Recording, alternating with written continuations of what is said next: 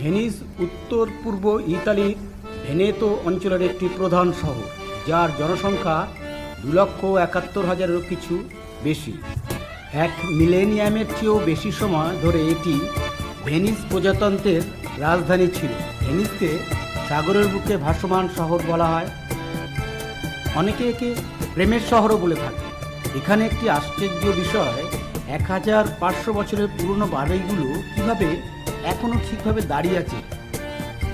এ শহরে কোনো গাড়ি নেই, যাতায়াত আপনাকে করতে হবে পায়ে হেঁটে অথবা নৌযানে। ভেনিস শহরটি সরাসরি সমুদ্রের মধ্যে অবস্থান করছে না। ভেনিস লেগুন নামক 118টি ছোট ছোট দ্বীপ নিয়ে শহরটি গঠিত। ভেনিস শহরটি প্রতি বছর 1 মিলিমিটার থেকে 2 মিলিমিটার পর্যন্ত জলের তলায় চলে যাচ্ছে। এটি একটি সত্যি চিন্তার বিষয়। যদি এইভাবে চলতে থাকে, 2100 সালের মধ্যে কোনো একটি অঞ্চল ভেনিসের ডুবে যেতে পারে। ভেনিসে প্রত্যেক দিন প্রায় 50,000 পর্যটক আসে। ভেনিসের আয়তন 414.57 বর্গ কিলোমিটার। তার মধ্যে স্থলভাগ আছে 156.84 বর্গ কিলোমিটার এবং জলভাগ আছে 257.73 বর্গ কিলোমিটার। ভেনিস এবং তার উপহ্রদ ইউনেস্কো বিশ্ব ঐতিহ্যবাহী স্থান হিসাবে তালিকাভুক্ত হয়েছে 1987 সালে।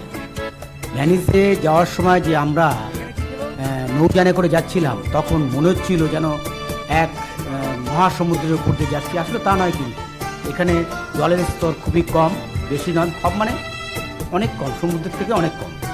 তবে এখানে সৌন্দর্য একটু ভয় ভয় লাগে, কিন্তু সৌন্দর্য অসাধারণ অসাধারণ, যা ভাষায় বোঝাতে পারবো না।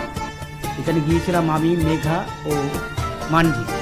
তো এখানে আমরা ছিলাম না রাত, আমরা গিয়ে সকালে গিয়ে বিকালে ফিরে এসেছিলাম। তবে ইচ্ছা রয়েছে যদি কোনো দিন যাই এবং সময় হয়, তবে এক রাত এখানে কাটাবো। এই সৌন্দর্য প্রাণ ভরে। যদি ইতালিতে কখনো বেড়াতে যান, তবে বলবো ভেনিসে অবশ্যই যাবেন। এই সৌন্দর্যকে একবার উপভোগ করে দেখুন।